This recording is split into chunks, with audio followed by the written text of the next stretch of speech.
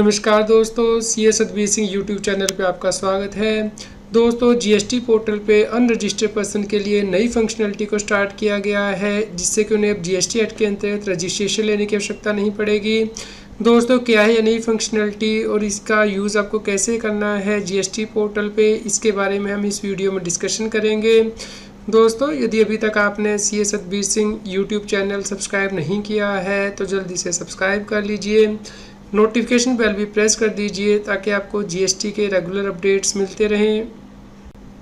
दोस्तों, GST portal पे नई फंक्शनलिटी स्टार्ट की गई है। बिना लॉगिन किए हुए आप यहाँ सेल्सी टैब में जाएंगे, उसके बाद यूजर सेल्सी में जाएंगे। यहाँ पे generate user ID for unregistered applicant ये फंक्शनलिटी स्टार्ट की गई है। दोस्तों, चलिए समझ लेते हैं कि इस फंक्शनलिटी का यूज़ किस व्यक्ति को करना है। दोस्तों, जीएसटी एक्ट के अंतर्गत नोटिफिकेशन जारी किया गया था 34/2023 31 जुलाई 2023 को जारी किया गया था, जिसमें कि बताया गया था कि यदि कोई व्यक्ति ई कॉमर्स ऑपरेटर के थ्रू सप्लाई करता है तो उस केस में उसे जीएसटी एक्ट के अंतर्गत मैंडेटरी रजिस्ट्रेशन नहीं लेनी होगी, लेकिन इसके लिए उसे कंडीशन को सेटिस्फाई करना होगा। दोस्तों, इस केस में व्यक्ति जो है ई कॉमर्स ऑपरेटर के थ्रू सप्लाई कर सकता है एक ही स्टेट में या फिर यूनियन टेरिटरी में। वो गुड्स की सप्लाई कर सकता है, वो इंटर स्टेट सप्लाई नहीं कर सकता, यानी कि एक स्टेट से दूसरी स्टेट में सप्लाई नहीं कर सकता। उसके पास परमानेंट अकाउंट नंबर होना चाहिए इनकम टैक्स एक्ट के अंतर्गत। इसके अलावा वो अपना जो पैन नंबर है वो डिक्लेयर करेगा जीएसटी पोर्टल पे और अपना एड्रेस भी देगा, प्लेस ऑफ बिजनेस का और नेम ऑफ स्टेट और यूनियन टेरिटरी का, इससे पहले कि वो सप्लाई करे ई कॉमर्स ऑपरेटर के थ्रू। दोस्तों, उसके बाद जीएसटी पोर्टल के द्वारा उसे इनरोलमेंट नंबर दिया जाएगा। ये इनरोलमेंट नंबर दिया जाएगा जैसे उसका पैन नंबर वैलिडेट हो जाएगा तो इसके बाद ही वो सप्लाई कर सकता है ई कॉमर्स ऑपरेटर के थ्रू। तो दोस्तों, अब जीएसटी पोर्टल के द्वारा ये फंक्शनलिटी डेवलप कर ली गई है अनरजिस्टर्ड पर्सन के लिए और ये उपलब्ध करा दी गई है जीएसटी पोर्टल पे।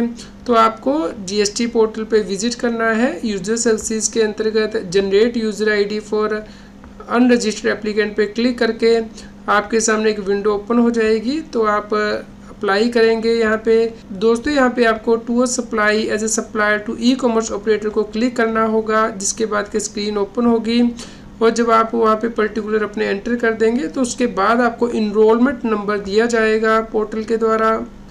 दोस्तों, जीएसटी पोर्टल के द्वारा एपीआई भी डेवलप की गई है ई कॉमर्स ऑपरेटर के लिए, ताकि ई कॉमर्स ऑपरेटर को जानकारी हो ऐसे सप्लायर की जिन्होंने कि जीएसटी पोर्टल पे इनरोलमेंट ली है सप्लाई करने के लिए ई कॉमर्स ऑपरेटर के थ्रू, और इसकी रिपोर्टिंग जो है वो हो सके।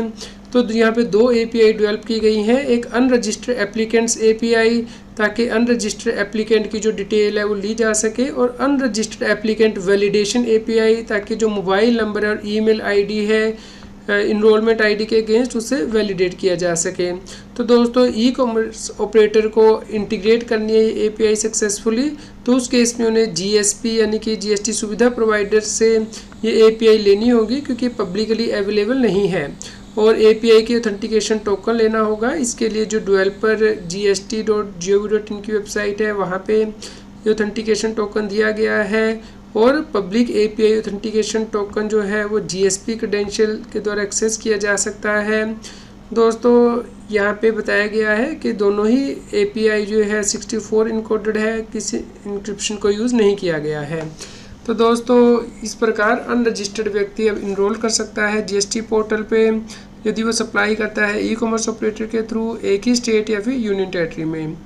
उम्मीद करते हैं आपके लिए यह न्यूज़ यूज़फुल रही होगी। कृपया लाइक कीजिए, शेयर कीजिए ताकि सभी लोगों तक ये जानकारी पहुंच पाए और वो जीएसटी की कंप्लायंस कर पाएँ।